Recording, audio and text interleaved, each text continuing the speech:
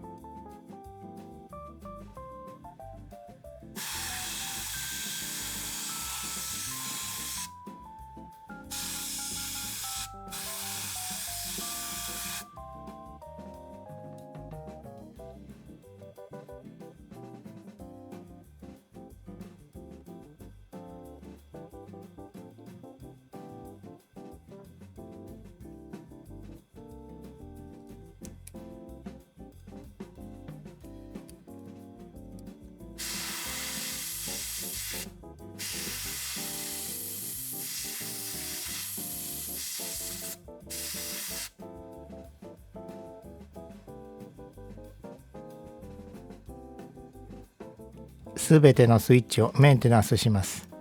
接点を磨いて薬で錆を溶かして専用オイルで仕上げます。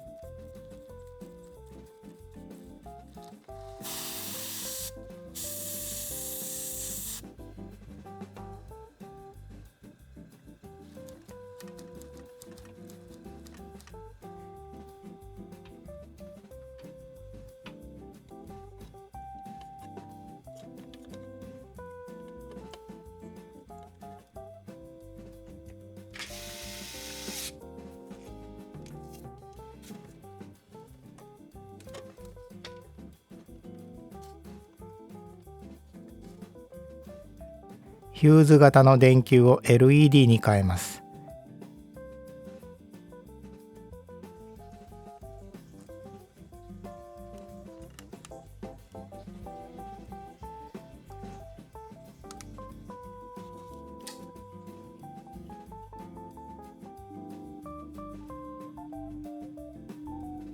左のメーターが動きません。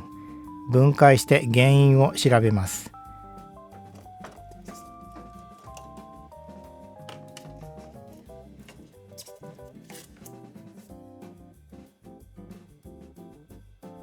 針の先端が文字盤に接触しています。